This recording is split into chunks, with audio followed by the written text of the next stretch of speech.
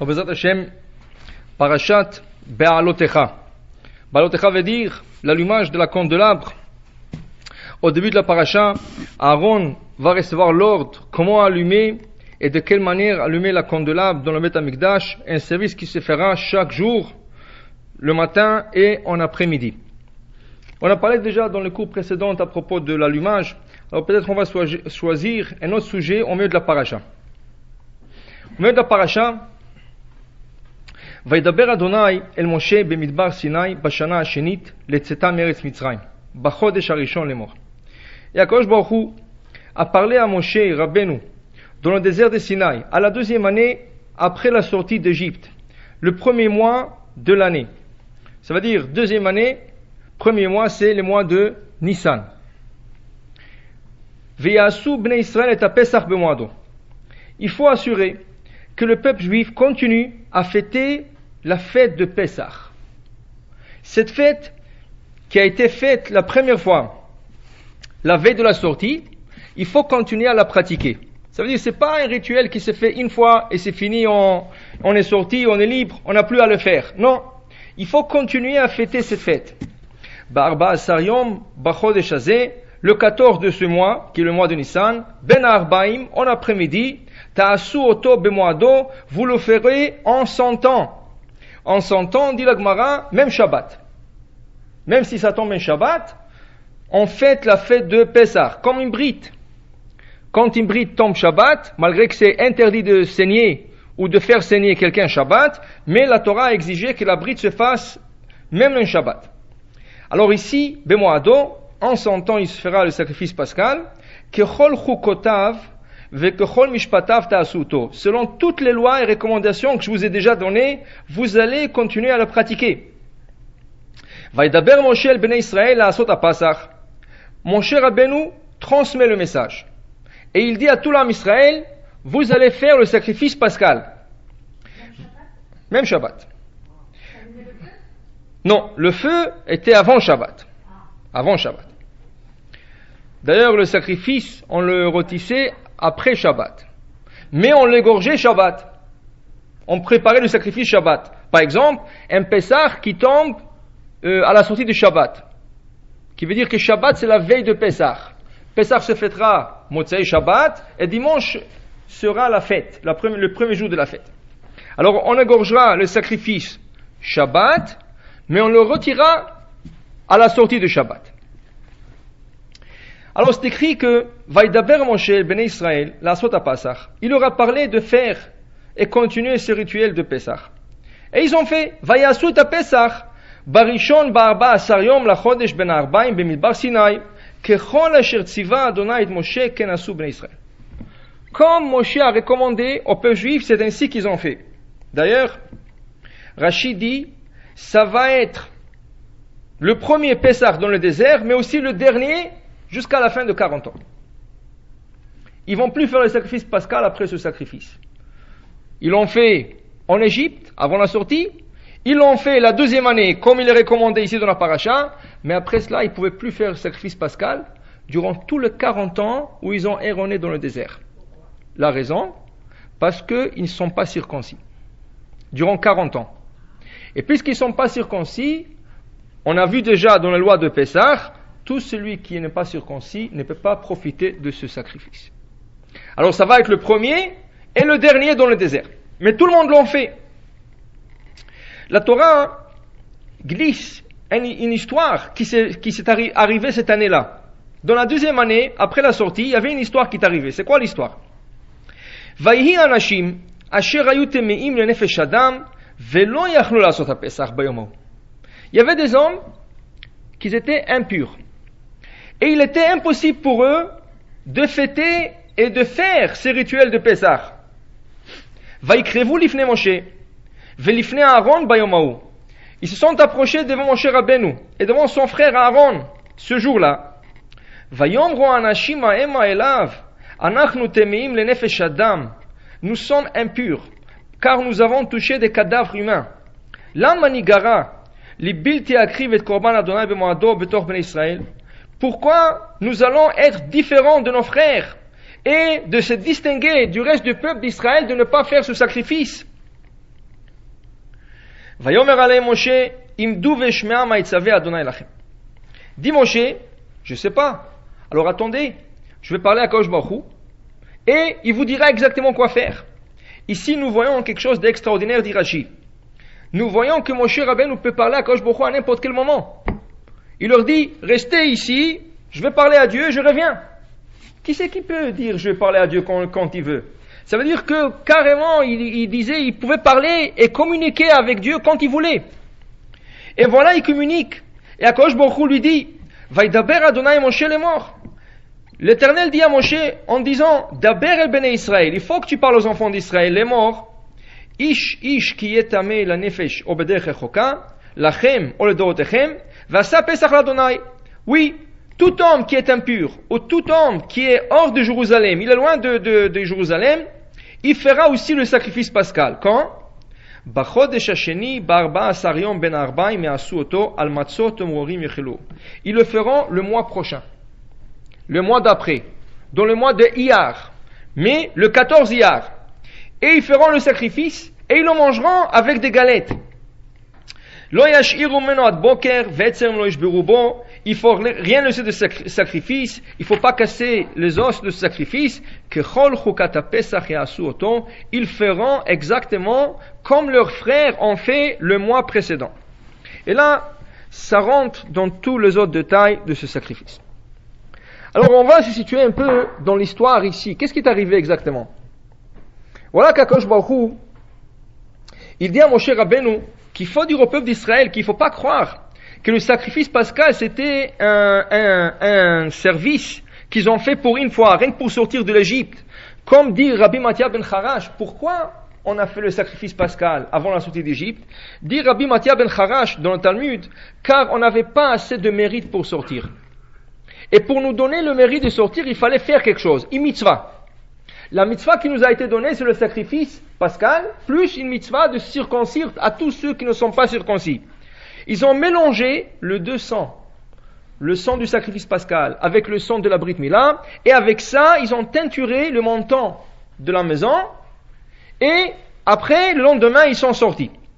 On aurait pu croire que tout ça, c'était rien que pour donner du mérite au peuple d'Israël pour qu'il puisse sortir, pour s'occuper des mitzvot. Mais là, quand je il revient, il dit non, pas du tout. La deuxième année, il leur avertit au début du mois, il leur dit attention, vous allez observer cette mitzvah pour toujours. Et le 14, vous allez encore pratiquer cette mitzvah, kechol chukotav ou kechol mishpatav ta'asuto. Avec toutes les lois et toutes les recommandations que je vous ai données, vous allez le pratiquer. Et Moshe leur dit, vous allez le faire, vayasu ta Pesach, il n'y avait pas de problème. Aucun a désobéi. Tout le monde en fait ce sacrifice. Vous avez dit qu'ils ont plus fait le sacrifice pascal parce qu'ils n'étaient pas circoncis, mais ils ont été circoncis. Non. À la sortie, ils sont tous circoncis. Oui. La deuxième année, ils sont encore circoncis. Oui. Mais il y a beaucoup de bébés qui naissent. Si quelqu'un, il a chez lui un membre de la famille non circoncis, il ne peut pas faire le sacrifice pascal. Il est responsable. Parce qu'il ne pouvait pas se circoncire dans le désert. C'était dangereux de voyager et être circoncis. Quelqu'un qui est circoncis doit se reposer minimum 3 jours. Et comme ils ne savaient pas quand il se déplace, l'ordre venait du jour au lendemain, ou le jour même, il fallait se déplacer, ils avaient peur qu'ils vont circoncire leur bébé, et là ils recevront l'ordre de se placer, et ils mettent en danger le bébé. La preuve, Moshe Rabbeinu n'a pas circoncis son fils à cause de ça. Moshe Rabbeinu, il était à Midian. Quand Hachem lui a parlé, il a dit, tu vas aller en Égypte et sauver tes frères, il avait un fils non circoncis. Alors il ne pouvait pas le circoncire parce qu'il avait peur. Si Akadosh Baruch Hu a dit, il a précipité, va vite. Et là il dit, si je fais la bride, je devrais attendre minimum 3 jours. Alors je ne me précipite pas. Et il a repoussé la bride de son fils. Quand il a campé, il fallait qu'il fasse la bride tout de suite. Il a pris son temps pour placer les tentes et tout ce qu'il faut. Et à cause de ça, un ange est venu presque pour le tuer. Alors, Am Israël était dans la même situation. Dans le désert, durant les 40 ans, quand ils voyageaient constamment, ils ne savaient pas quand ils vont se déplacer, ils ne voulaient pas circoncire leur enfant. La première année, tout le monde était circoncis. La deuxième année, il y avait encore tout le monde circoncis, mais après c'est avec naissance. Beaucoup de bébés qui sont nés. Ils ne voulaient plus circoncire, ils ne pouvaient plus circoncire non plus. Alors dans ce cas, 40 ans, ils n'ont pas fait le sacrifice pascal. Maintenant, il y a un groupe de personnes, ou 2 personnes, on va voir, qui s'approchent vers Moshe Rabbeinu et dit, mais pourquoi nous allons être indifférents? Pourquoi nous allons distinguer du peuple? Nous ne pouvons pas le faire. Nous voulons le faire, nous ne pouvons pas le faire. C'est la 2e année où tout le monde pratiquait encore ce sacrifice. Alors ils ont dit, nous sommes là, dans le texte écrit, Anachnu vayi anashim, il y avait des hommes, asher hayu temeim le nefesh adam. Ils étaient impurs car ils ont touché des cadavres humains. Qui étaient ces gens?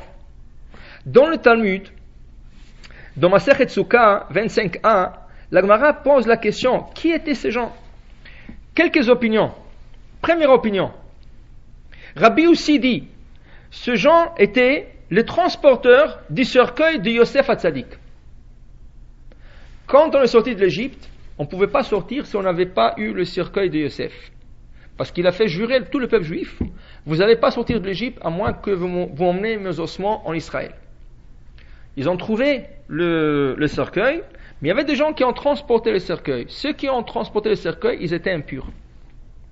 Quand il y avait l'ordre, alors en Égypte, ils étaient encore purs, parce qu'ils ne sont pas sortis, ils n'avaient pas à transporter le cercueil. Alors ils ont fait le sacrifice pascal, mais la première année après, comme ils ont transporté le cercueil de Yosef durant l'année, alors ils ne pouvaient pas faire le sacrifice pascal, parce que pour se purifier, il faut 7 jours. Pour se purifier, il faut 7 jours. Qu'est-ce qui est arrivé? Ils ont reçu l'ordre 1 semaine avant.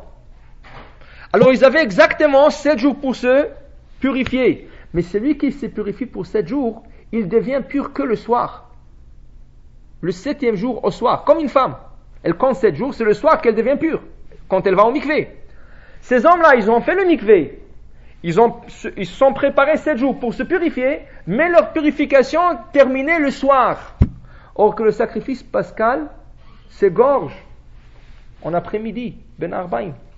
Le problème était, en après-midi ils étaient impurs, le soir déjà ils étaient aptes et propices pour manger. Alors la question est, qu'est-ce qu'on fait? On est impur pour maintenant, mais le soir on va être propice.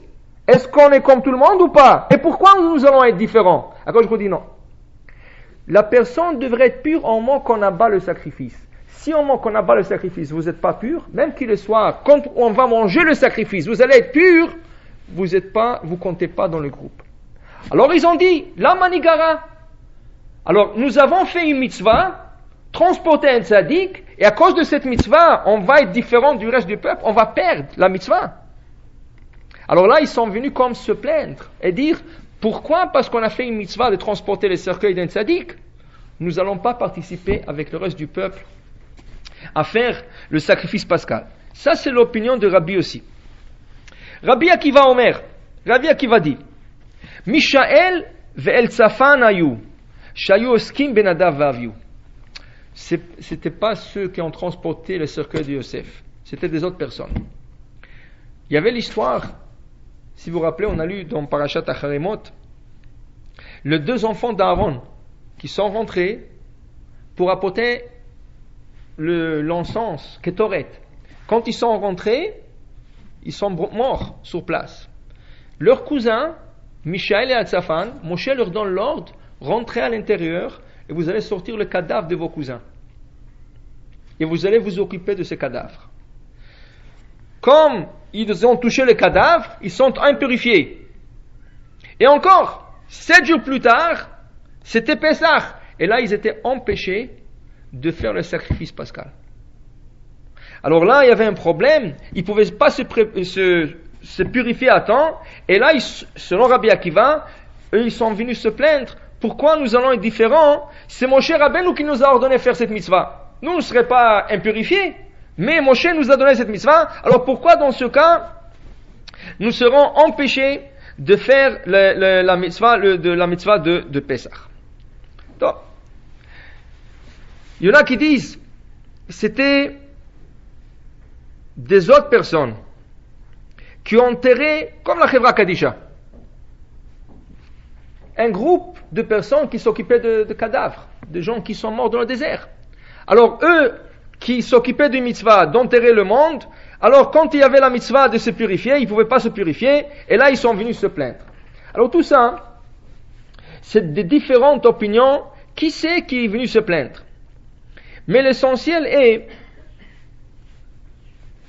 qu'on voit que ces personnes-là voulaient absolument participer dans la mitzvah. Qui veut dire, il y a deux groupes de personnes. Il y a un groupe de personnes, tu lui dis tu dois faire cette mitzvah, il va le faire. Parce qu'ils se sont obligés de le faire. Mais quand tu vas lui dire, tu sais quoi, mais tu as une exemption aujourd'hui, tu n'as pas besoin de le faire. Une personne, elle va être contente. Elle va danser, elle va chanter, elle va oh Hashem, je n'ai pas à le faire. Est-ce qu'il a tort? Non, il n'a pas tort. Quand il a besoin de le faire, il le fait. Et quand il n'a pas besoin de le faire, il dit oh Hashem, je n'ai pas besoin de le faire. C'est bien, c'est une qualité. Mais il y a une personne, quand tu lui dis tu dois faire, il le fait. Et quand tu lui dis tu n'as pas besoin de faire, il dit non, je vais faire. Et ça, c'était notre type d'approche vers la Torah et vers la mitzvot. Est-ce que quand tu es exempté, tu cherches à t'obliger, ou tu dis non, écoute, si je dois le faire, je le fais, si je n'ai pas besoin de le faire, je ne cherche pas à faire. Et là, ces personnes, la raison, pourquoi la Torah nous met ce passage, pour nous montrer combien ces personnes voulaient absolument participer dans le sacrifice pascal, avec tout le travail dur que ça prend. Imaginez-vous un peu, si Akadosh Baruch Hu vous dit une année, vous savez, famille telle, je vous dis, Akadosh Baruch Hu, je vous dis, vous êtes exempté de faire Pessah. Akadosh Baruch Hu vous parle. Il y en a qui vont sauter de joie. Pas besoin de nettoyer, pas besoin de se rendre, courir dans la maison, lever, préparer, sortir le vaisselle de Pessah, se rentrer. Il y en a qui vont dire, bon, si Akadosh Baruch Hu, tu me dis que je suis exempté, je suis très content. Il y en a qui disent, non, pas du tout, il n'est pas question. Je vais le faire absolument. Et pourquoi vous m'exemptez? Je vais absolument faire ce Pessah. C'était exactement l'histoire de ces gens qui voulaient absolument faire les mitzvot. Ils ne voulaient pas céder, ils ne voulaient pas laisser faire. Et ils viennent se plaindre. C'est quoi leur récompense de ces gens-là?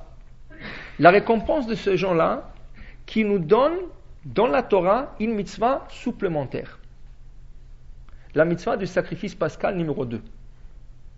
Il y a un sacrifice pascal en 100 ans, et là, il y a ce qu'on appelle Pesach Sheni. Deuxième Pesach. Cette mitzvah n'existait pas. N'existait pas. Quand elle a existé, au moment que eux ils ont demandé pour s'obliger, là on a donné la chance. Et là, c'est devenu carrément une mitzvah de la Torah. Qu'une personne qui a raté, elle peut faire. Alors maintenant, pas seulement celui qui était impur, même celui qui était éloigné de Jérusalem pour faire le sacrifice pascal, tu es obligé d'être à Jérusalem. Alors même celui qui est éloigné de Jérusalem, il ne peut pas rentrer, il est obligé, ça veut dire il a la chance de faire son rattrapage du sacrifice pascal avec toutes les lois de Pessah. Il y a une seule exception. Une seule. L'exception est quand quelqu'un fête Pesach Sheni, il mange la matzah avec le chametz. Quand quelqu'un fait Pessah, le premier, c'est lui qui... Alors, tu ne peux pas avoir même pas une miette à la maison. La maison doit être complètement nettoyée, complètement débarrassée, libérée de tout chametz. Mais quand quelqu'un n'a pas eu la chance de faire Pesach Rishon, il fera le sacrifice pascal. Le deuxième mois après, à la même date, la seule chose, il mangera la galette, mais en même temps qu'il mange la galette, il mangera aussi de la matzah. C'est de là qu'est venue la coutume que les gens mangent la matzah le jour de Pesach Sheni. Quand il Pesach Sheni, les gens mangent la matzah et avec le pain. Donc, on va voir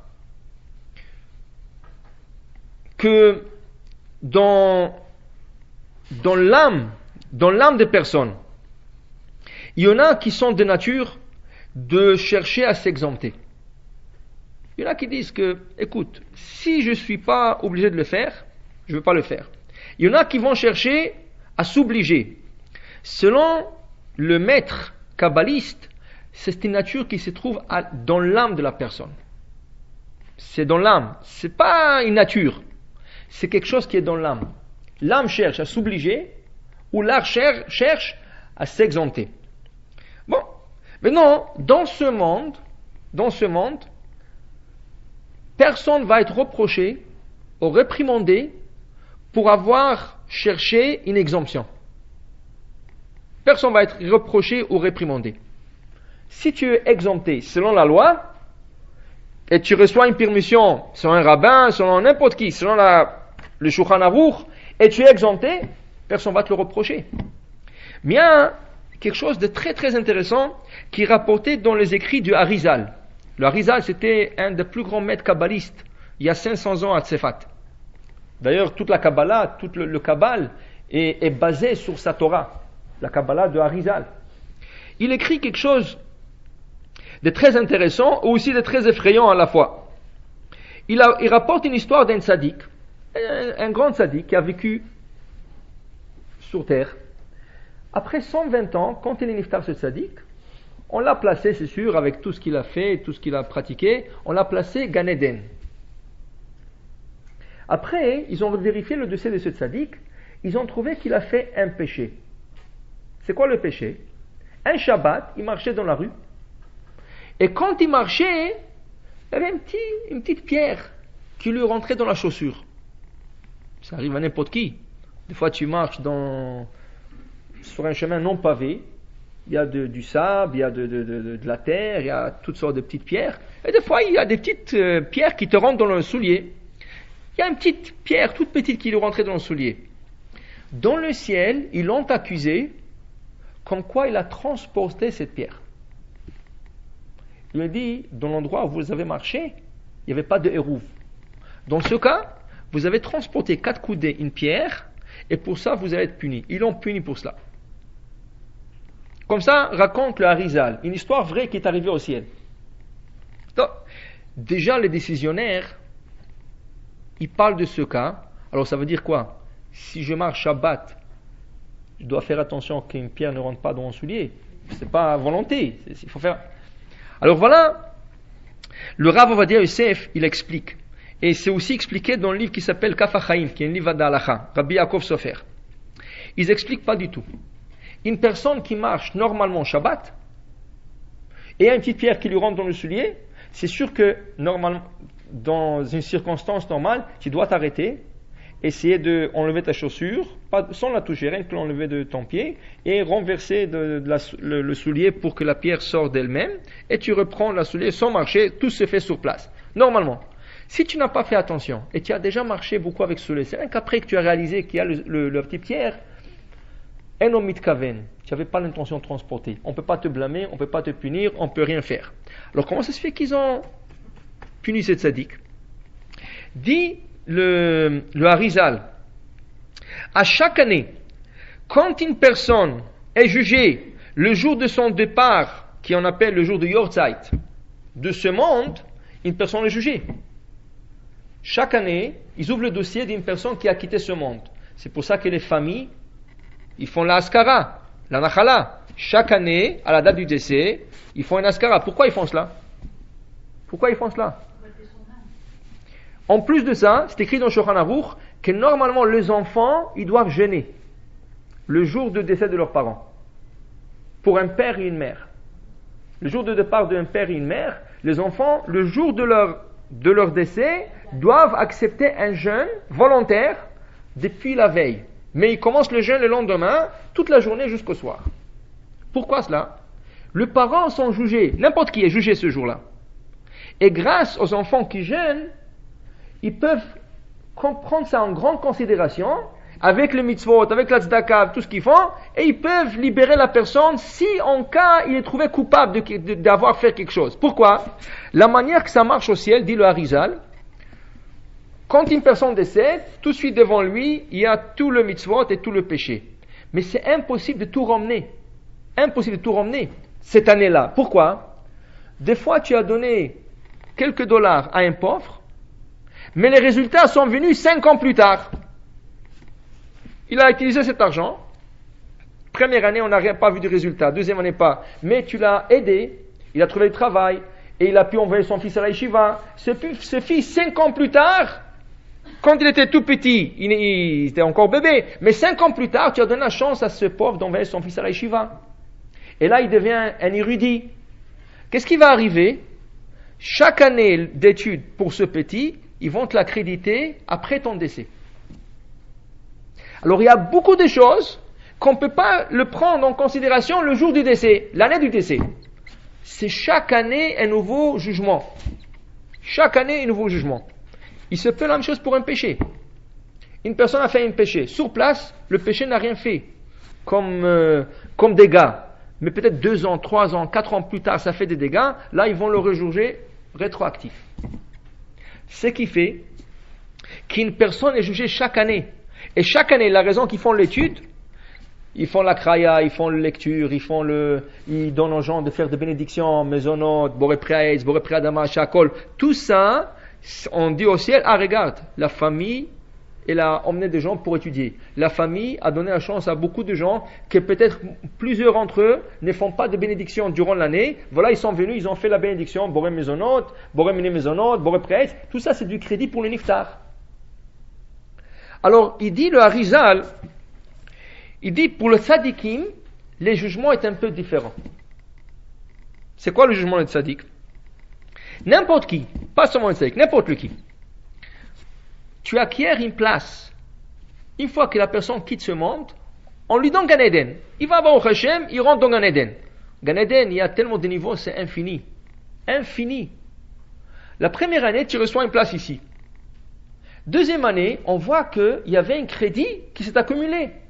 Il y avait des mitzvot que tu as fait l'année dernière, et là, il y avait des dividendes qui sont donnés. Qu'est-ce qui arrive maintenant? On veut te faire monter plus haut que la place où tu as acquis la première année. Maintenant, pour un tzaddik, c'est différent. En quoi? Pour un tzaddik, ils sont très méticuleux au ciel. Parce que lui, quand il passe, il saute. Il ne passe pas des étapes. Il ne passe pas des échelons. Un échelon après l'autre. Il saute très très haut. Et pour le faire monter très très haut, ils vont être très méticuleux avec le tzaddik. Toute petite faute qu'on peut trouver, pour ne pas le faire monter en l'autre, ils vont le prendre en considération. C'est pour ça que le Rav Ovadia Yosef dit, l'histoire comme un Larisa, c'était avec un tzaddik. C'était pour lui passer dans une autre étape, dans l'autre monde. Et là, ils ont trouvé ce petit péché qui, pour une personne normale, n'aurait pas été compté comme péché. Dit le Harizal, alors, les gens ont intérêt dans ce monde s'investir dans ce qu'on appelle khumra, point de strictesse. Qui veut dire, toi tu peux dire, écoute, moi je me concentre sur la halakha. Qu'est-ce que la halakha me demande de faire? Ça, ne me demande pas plus que ça. Moi je ferai exactement qu'est-ce que j'ai besoin de faire, pas plus. Bon, pas de problème. Dans ce monde, tu ne vas pas être reproché, pas être réprimandé. Mais tu sais quand tu vas le regretter? Dans l'autre monde, quand ils vont te donner la chance, tu étais là, ils veulent te monter jusqu'ici, ils vont regarder une histoire que tu as fait dans ta vie. Ils ont dit, mais il avait la chance d'être plus strict sur lui-même, il ne voulait pas le faire. Alors pourquoi on va lui donner une place? Qui reste là-bas, qui reste à sa place, il est bien, il a Gan Eden, il est bien. Mais monter plus haut et profiter plus de la présence divine à Kosh Baruch Hu, ça ils ne vont pas lui accorder, ça ils ne vont pas lui donner. Alors dit le Harizal, voilà, des fois, c'est bien de faire ce qu'on appelle khumra, d'être strict sur soi-même. Même, j'ai pas besoin. Mais des fois, ça serait bien de le faire. Pourquoi? Parce que ça, c'est des crédits accumulés. Et ça, c'est des grands crédits qui, à un certain moment, vont servir à la personne beaucoup plus tard dans sa vie. Sur place, il ne va pas voir la différence. Mais beaucoup plus tard dans sa vie, il verra une grande différence. Ce Shabbat passé, j'ai expliqué, dans la bénédiction de Kohanim, quand le Kohanim bénissent le peuple, le dernier passage, on commence par Yevarecha Adonai vishmerecha, que l'Éternel te bénisse et te protège. Yair Adonai panav lecha vichuneka, qu'Akadosh Baruch Hu éclaire ta face envers toi et qui te donne grâce.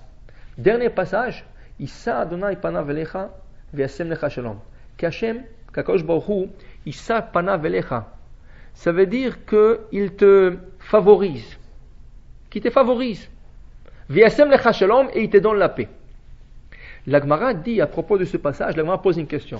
Les anges, serviteurs, ont posé la question à Kosh Baruch Hu.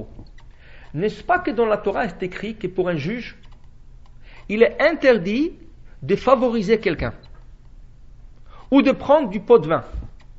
C'est interdit. Lotikar shochad. Velotisa panim. Tu ne prendras pas du pot de vin et tu favoriseras personne. Qui veut dire, Rashi explique, si deux personnes viennent au jugement, un pauvre et un riche, le juge ne peut pas dire, le riche réclame de l'argent au pauvre.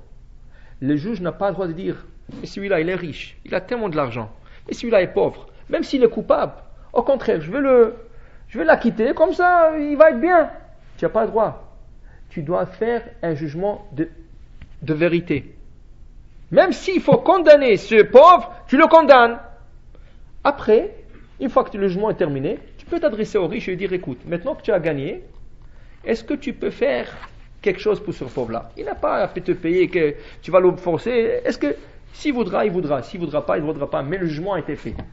Vice-versa est vrai aussi, dit Rashi.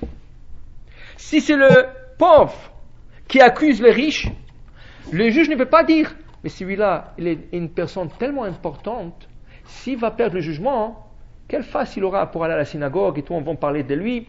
Au contraire, je vais le faire, je vais l'acquitter, et après je vais lui dire, écoute, je t'ai acquitté, mais c'était pas vrai, en vérité tu es coupable, paye-le, tu n'as pas le droit de le faire. Tu dois faire le jugement comme il faut. Il ne faut pas prendre du pot de vin, il ne faut pas favoriser ni un riche, ni un pauvre, ni n'importe qui. Alors les anges ont demandé à Akadosh Baruch Hu, comment ça se fait que quand le Kohanim bénisse le peuple d'Israël, vous dites, vous Akadosh Baruch Hu, Issa Adonai panav elecha, que Hachem te favorise, V'yasem lecha shalom, et qu'il te donne la paix. Comment vous pouvez favoriser quand la Torah interdit de favoriser quelqu'un? Répond Akadosh Baruch Hu, comment je ne vais pas favoriser ce peuple? Dans la Torah, j'ai écrit Ve'achalta, ve'savata, ou berachta. Dans la Torah, j'ai écrit tu mangeras, tu te rassasieras et tu béniras. Veut dire, selon la Torah, si quelqu'un a mangé tout un repas, à la fin du repas, il te dit, tu sais quoi? Je ne suis pas rassasié. Je veux bien manger, mais j'ai la force encore manger tout un repas. Mais il a mangé du pain. Selon la Torah, tu n'es pas rassasié. Pas besoin de faire Birkat Hamazon. Pas besoin. Ve'achalta, ve'savata, ou berachta. Tu vas bénir que quand tu es rassasié. Mais si tu as mangé du pain, tu as mangé tout un repas et tu n'es pas rassasié, tu béniras pas. Ça peut arriver quand vous allez dans un restaurant. Ils vous donnent un grand plat comme ça, beaucoup de herbes, et au milieu, une petite morceau de viande. Mais c'est un restaurant de classe. Alors, tu manges, tu dis, c'est très bon, c'est vrai. La vérité, ça peut être bon et tout ça, mais quand tu sors, tu dis à ta femme, viens, on va aller manger à la maison. Alors, tu as mangé avec du pain, tu as mangé tout un repas, mais tu as faim. Selon la Torah, tu ne fais pas Birkat Hamazon. Tu as faim. Viennent Chachamim, nos sages, ils viennent, et ils disent, non, attention. Tu as mangé 30 grammes, ou tu as mangé 58 grammes, tu dois faire Birkat Hamazon. Même si tu as faim. Tu as faim, pas grave. Tu as mangé, tu as profité, fais Birkat Hamazon. Alors dis à Akadosh Baruch Hu, mais moi je n'ai pas dit ça. Moi je dis rien que si vous êtes rassasiés, vous allez faire la Birkat Hamazon. Pourquoi les sages d'Israël sont venus être stricts sur le peuple d'Israël et leur dire, vous avez mangé kazaït, 30 grammes, vous avez mangé kabetza, 58 grammes qui est le double, faites Birkat Hamazon. Comment je ne vais pas favoriser ce peuple?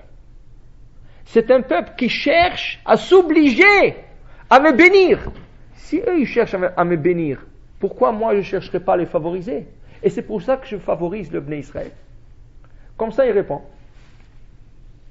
Maintenant, il y a un livre qui s'appelle Arve Nachal. Le Rav il pose une question technique. Le Rav il dit, mais je ne comprends pas. Quand on parle de favoriser quelqu'un ou de prendre du pot de vin, c'est quoi?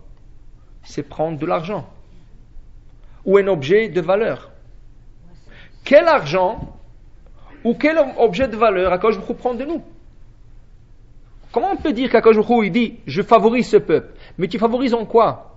Tu ne prends pas de l'argent. Favoriser dans le jugement, ça veut dire prendre du pot de vin, donner de l'argent à un juge, même sans qu'il le sache. Même sans qu'il le sache. Veut dire, il y avait beaucoup d'histoires où les gens sont venus prendre du pot de vin, ils ont glissé dans la poche du juge, Et le juge ne savait pas. Et les juges étaient sûrs que la personne est coupable, mais ils n'arrivaient pas à sortir le jugement. Quand ils sont retournés à la maison, il a touché ses poches et il a trouvé de l'argent. Il dit, mais qu'est-ce que c'est cet argent? Et là, il a compris qu'il a été donné, acheté par cette personne. Alors, c'est impossible de le dire vers Akadosh Baruch Hu. On ne peut pas lui donner de l'argent. Impossible de dire. Alors, comment ça marche? Alors, on a besoin d'une explication, et c'est le Maïmonide qui explique ce passage. Dans le Maxime de Père, c'est écrit qu'Akadosh Baruch Hu ne prend pas de pot de vin.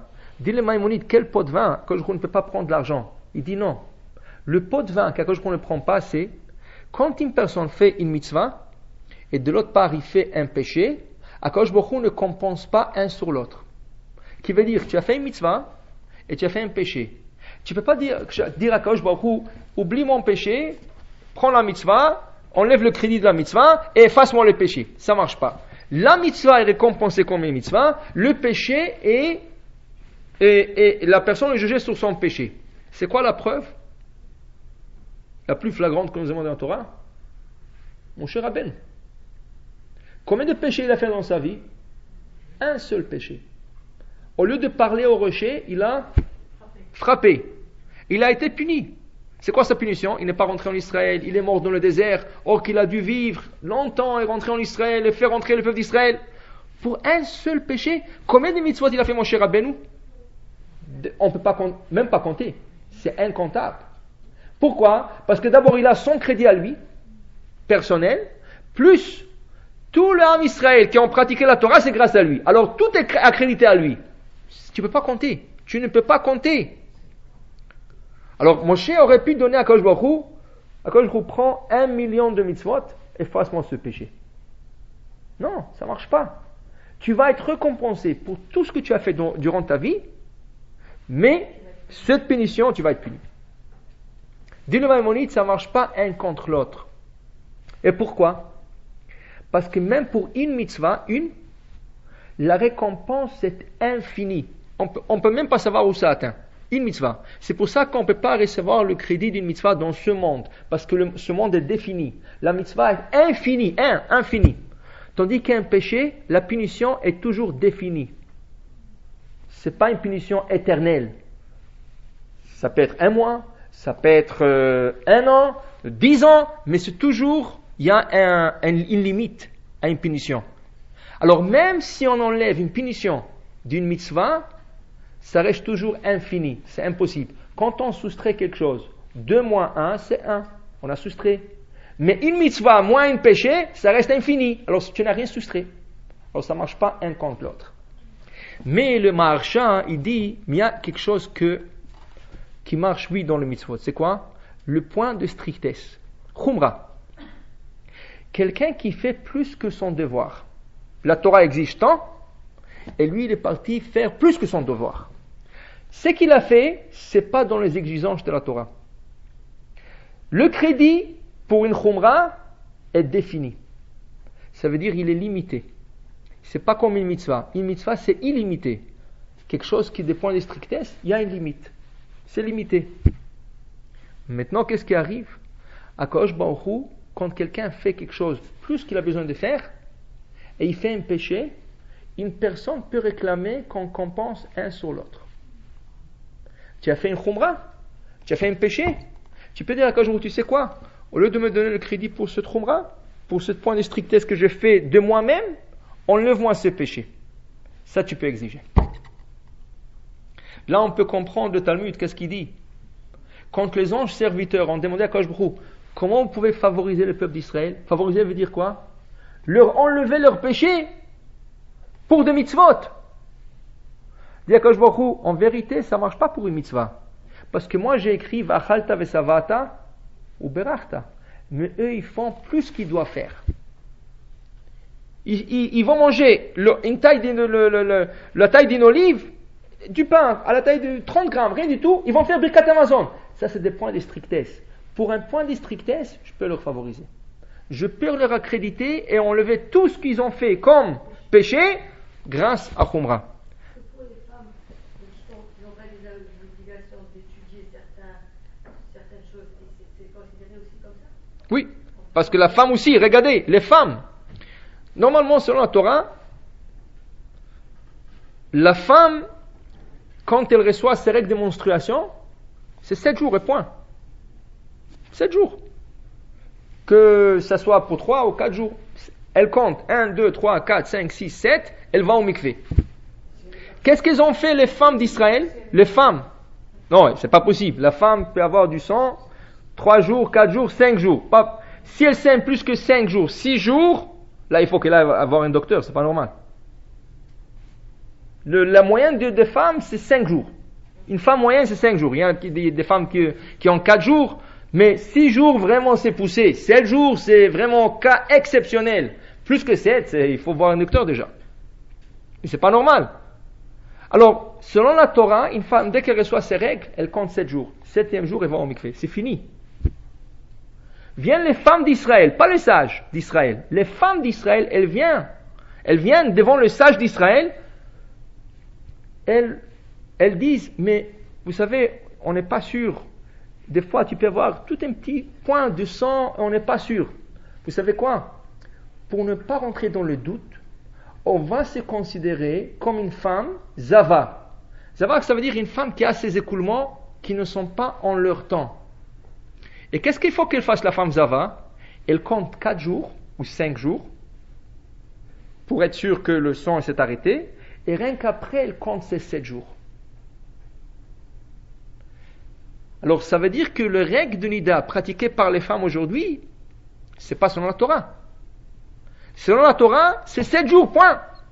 Ça veut dire que la femme a commencé ses menstruations, elle compte 7 jours. Même si elle coule le premier jour, le deuxième jour, elle continue à compter. Le 7e jour, si elle est propre, elle va au mikvé, selon la Torah. Mais qu'est-ce qu'ils ont dit les femmes elles-mêmes? Non, on ne veut pas rentrer en doute.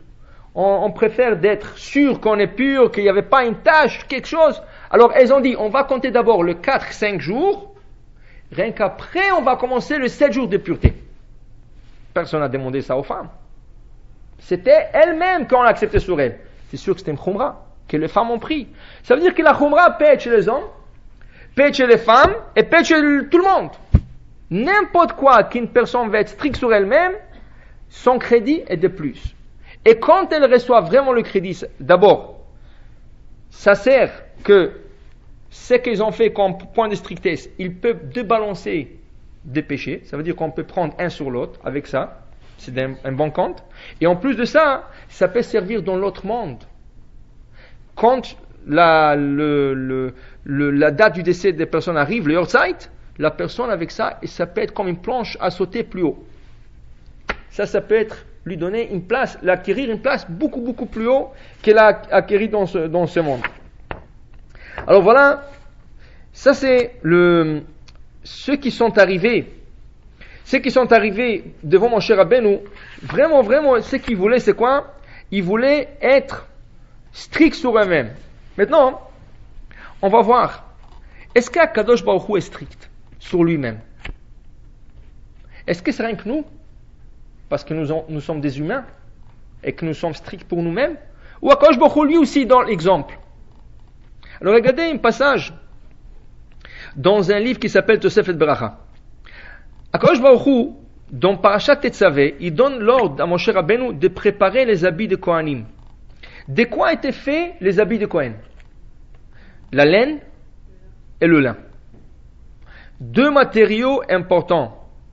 Et la Torah dit que quand tu feras ces habits, les chavod ou le tifaret, ça va être pour honneur et gloire pour tout celui qui le porte, surtout le Kohen Gadol. La Gemara raconte que il y avait une caisse dans Beth Amikdash pour faire des habits au Kohen Gadol.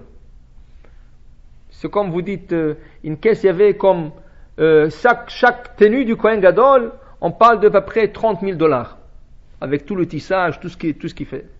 Et les Kohanim avaient leur propre caisse, que sur le $30,000, ils ajoutaient plus. Alors quand ils allaient chez le tailleur, ils faisaient quelque chose de beaucoup, beaucoup plus beau, de ce qu'ils ont été demandés.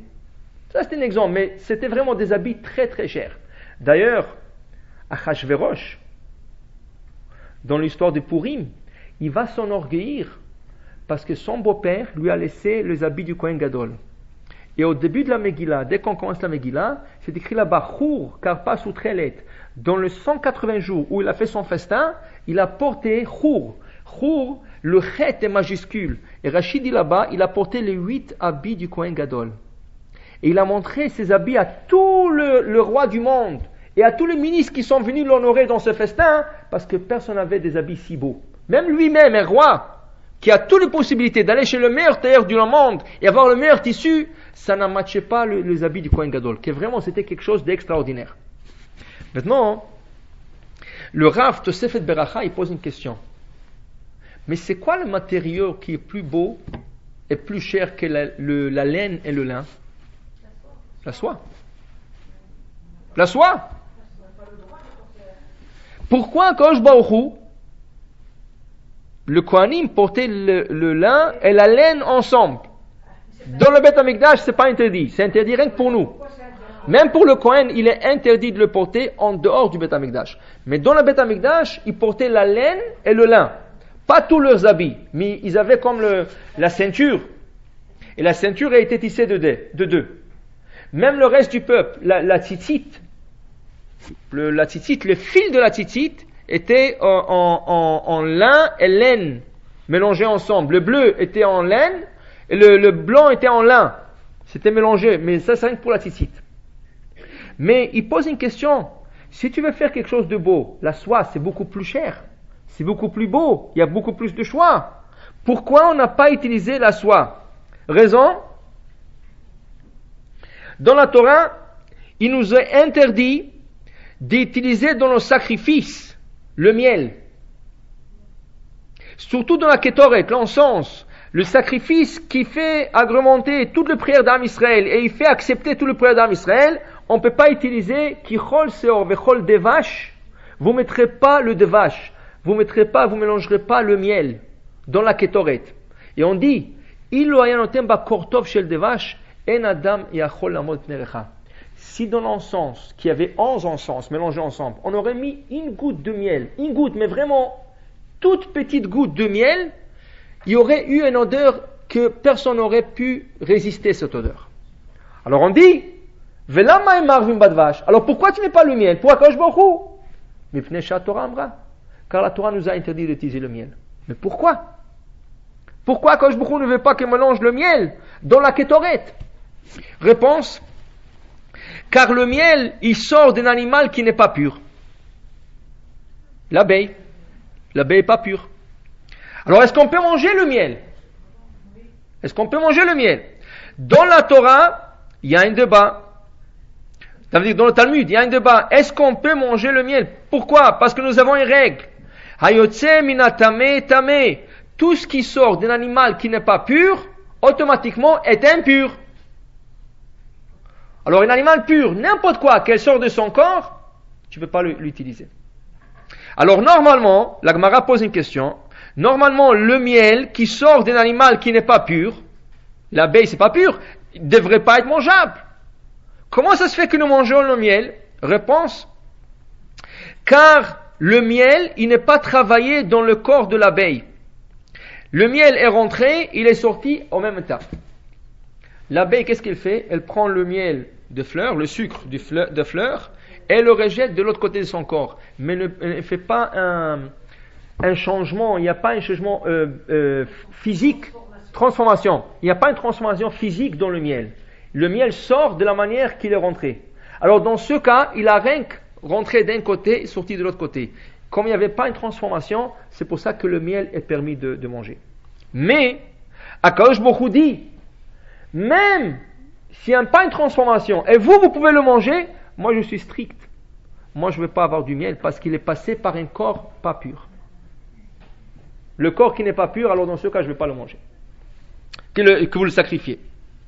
Dès là, on comprend pourquoi Akadosh Baruch Hu a interdit la soie. Pourquoi? La soie, ça vient d'un verre. Et ce verre-là est impur. Dit Akadosh Baruch Hu, je ne veux pas utiliser quelque chose qui sort de la bouche d'un verre qui le tisse avec sa bouche, d'un verre non pur. Même si la soie c'est très important, mais je ne veux pas l'utiliser chez moi. Et c'est pour ça que dans un livre, le rabbin, il s'étonne, ça veut dire le même rabbin, le Tosefara, il s'étonne, comment ça se fait qu'il y avait à une certaine époque de fabricants de talit qui faisaient la talit en soie. Il y a des talits qui ont. Maintenant, c'est très rare de trouver ça. Mais il y a pas longtemps, il y avait des talits qui étaient en soie. Il dit, si Akadosh Baruch Hu n'accepte pas la soie chez lui à la maison, pourquoi nous utiliserons la soie? C'est sûr que Akadosh Baruch Hu est strict, mais c'est pas l'halakha. L'halakha, tu peux utiliser la soie. Des foulards en soie pour femmes, c'est permis. De chemises, de camisoles, de jupes, c'est permis. Il n'y a rien dans la soie. C'est pas à cause que ça vient d'un verre, non. C'est complètement permis. Mais là, pour moi, dans mon service divin, je suis strict. Je ne veux pas que vous utilisez ni la soie, ni le miel. Ça veut dire qu'Akadosh Baruch Hu donne exemple. Que même lui, à un certain point, à certaines lois, il est strict. Et il attend de nous, aussi dans certaines situations, d'être strict sur nous-mêmes. C'est sûr que on ne peut pas toujours être strict. Celui qui est toujours strict, à un certain point, il se fatiguera. Il va se fatiguer. C'est pas toujours possible d'être strict. C'est dans sa nature. Comment? C'est dans sa nature. Même si c'est sa nature. À un certain point, la personne se fatigue. Elle ne peut plus. À une certaine situation, elle ne pourra pas le faire. C'est bien d'être strict, mais il faut savoir à quel point tirer. Par exemple, et avec ça je terminerai, il y avait un grand rave à Jérusalem qui s'appelait le Maharil Diskin. Le Maharil Diskin, et quand sa femme emmenait des poulets à la maison, des fois il y avait des questions sur le poulet. Elle lui dit, regarde mon mari, il y a une question comme ça, c'est cachère, pas cachère. Et elle lui disait toujours, oui, vous pouvez le manger. Quand sa femme cuisinait le poulet, sa femme mangeait, les enfants mangeaient, lui il mangeait pas. Lui il mangeait pas. Alors il avait un fils. Et le fils, toujours, il avait cette question, mais je ne comprends pas. Si c'est pas cachère, pourquoi nous on doit manger et lui il mange pas? Et si c'est cachère, pourquoi lui il mange pas? Ou c'est cachère ou c'est pas cachère? Et toujours le petit, il a grandi avec cette... Parce que c'est pas une fois, pas deux fois, plusieurs fois. La mère emmenait toutes sortes de choses à la maison, et le père disait, oui c'est cachère, oui c'est utilisable. Tout le monde utilisait, lui n'utilisait pas, malgré qu'il a dit que vous pouvez le faire. Un jour, le petit avait déjà 17 ans, 18 ans, le rav était dans son bureau en train d'étudier, quelqu'un qui a tapé sur la porte, il voulait parler au rabbin, on lui a laissé de rentrer, il avait un sac dans la main, il est rentré au bureau du rabbin, il a ouvert le sac, dans le sac il y avait un rouleau de Sefer Torah brûlé. Et le monsieur, il a montré au rabbin, il lui a dit, ce Sefer Torah, il vient d'être brûlé hier, on veut savoir quoi faire avec. Le rabbin, quand il a vu le Sefer Torah brûlé, il s'est évanoui. Il pouvait pas supporter qu'un Sefer Torah a brûlé. Il ne pouvait pas l'imaginer. Bon, on l'a réanimé et il s'est assis, il s'est repris, il a répondu à une question, comment faire exactement. Le fils qui avait 17 ans, il a dit, maintenant je comprends mon père. Mon père il était tellement strict. C'est pas que les poulets ou tout ce que nous a donné à manger, c'était pas caché, c'était 100% caché. Mais lui était strict, il ne pouvait pas. Et la preuve, regarde. Moi j'ai vu le Sefer Torah brûlé. Ça m'a rien dit. Ça veut dire, ça m'a fait de la peine. Mais lui, il s'est évanoui. Ça veut dire qu'il était tellement sensible au point de vue de mitzvot et de la Torah, que vraiment, quand il était strict, c'était pour une raison. C'était pas rien pour dire qu'il est strict. C'était parce que son âme était tellement fine qu'il ne pouvait pas supporter certaines choses. Alors pour dire, comme on a dit au début, la Rizal dit d'être strict, ou d'être quelqu'un qui dit non, regarde, dis-moi qu'est-ce que je dois faire. Pas plus que ça, hein. C'est quelque chose au niveau de l'âme. Si quelqu'un cherche toujours à être strict, c'est bien, mais il faut savoir, c'est pas toujours que tu peux être strict. Il y aura certaines situations que tu devrais céder. Et c'est pour ça que quand il s'agit d'une halakha, d'une loi, on doit toujours savoir, ce qu'on fait, c'est halakha ou point de strictesse. Tu es obligé de savoir. Parce que tu peux croire qu'une chose que tu es en train de pratiquer, c'est halakha, or c'est pas halakha, et après tu vas te débattre avec d'autres personnes. Non, pourquoi tu fais ça? Et ils sont en règle. Ils ont un halakha très rapide. Pessah, il n'y avait pas longtemps. Il y a beaucoup de gens qui ne mangeaient pas la matzah trempée dans la soupe ou dans des salades. Et toujours des gens, ils étaient dans l'idée que c'est interdit. C'est interdit. Mais si vous vous rappelez, on a expliqué que cette halakha, c'est un point de strictesse ashkénaze, pas séfarade. C'est que pour les ashkénazes. Et même pas tous les ashkénazes, rien que certains ashkénazes le pratiquent. Pourquoi? Parce que la matzah, à l'époque, il y a 500 ans, elle était très épaisse. Et quand tu cassais la matzah, à l'intérieur, il y avait encore de la farine. Et quand tu le mettais dans la soupe, cette farine qui était crue encore, elle touchait le lot, et elle gonflait. Alors là, c'était pour tout le monde. Personne ne pouvait mettre la matzah dans la soupe ou dans la salade. Mais aujourd'hui que la matzah est tellement fine, elle est perforée de deux côtés, qu'il est impossible qu'il reste un peu de farine dans la matzah, personne ne peut dire que c'est interdit. C'est complètement permis. Pourquoi les Ashkénazes ne l'acceptent pas? Ils disent parce qu'on l'a fait 500 ans, c'était une coutume, on reste avec cette coutume. Point de strictesse. Mais le problème, il y a des gens qui croient que c'est halakha. Et après, ils rentrent dans un cours de Torah, ils disent c'est permis. Alors, ça fait 10 ans que j'ai fait ces choses. Mais si j'aurais su, moi j'adore casser la matzah dans la soupe. Alors qu'est-ce que j'ai fait? Il n'a même pas besoin d'atarat nedarim. Même pas besoin d'atarat nedarim. Pourquoi? Parce que si tu es strict et tu pratiques un point de strictesse 3 fois, ça devient un éder. C'est pour ça, avant de prendre sur soi quoi que ce soit, la première fois tu dis bli neder. Ou tu te rattrapes à la deuxième fois, tu dis bli neder. Parce que c'est après, ça devient neder. Tu dis bli neder. Après, quand tu peux, tu le fais. Quand tu ne peux pas, tu ne le fais pas. Mais si quelqu'un, il pensait, c'est comme ça qu'il faut faire. Il pensait qu'il ne faut pas tremper la matzah dans la soupe. Et après, quelqu'un lui dit, mais c'est pas l'halakha qui te permet. Ah, alors est-ce que je l'ai fait plus que 3 ans de suite? Pas besoin d'atarat nedarim. Parce que c'était par erreur. Mais quand tu le savais et tu disais, ah non, moi quand même j'aimerais être un peu ashkénaze, là, pas de problème. Après 3 fois, si tu as dit pas bléner, ça devient neder. Et si tu enlèves cette coutume, il faut faire atarat nedarim. Alors pour dire d'être strict, c'est bien. Akadosh Baruch Hu lui-même est strict sur lui-même, sur certaines choses. Il faut savoir quelle est l'halakha, quel est le point de strictesse. Et si je peux, je le fais. Pourquoi c'est bien? Parce que beaucoup plus tard, après la vie, ça va être bien utilisable. Et aussi, ça peut aider à débalancer des comptes d'Averot. Alors qu'on peut que profiter d'être strict dans certaines lois dans la vie.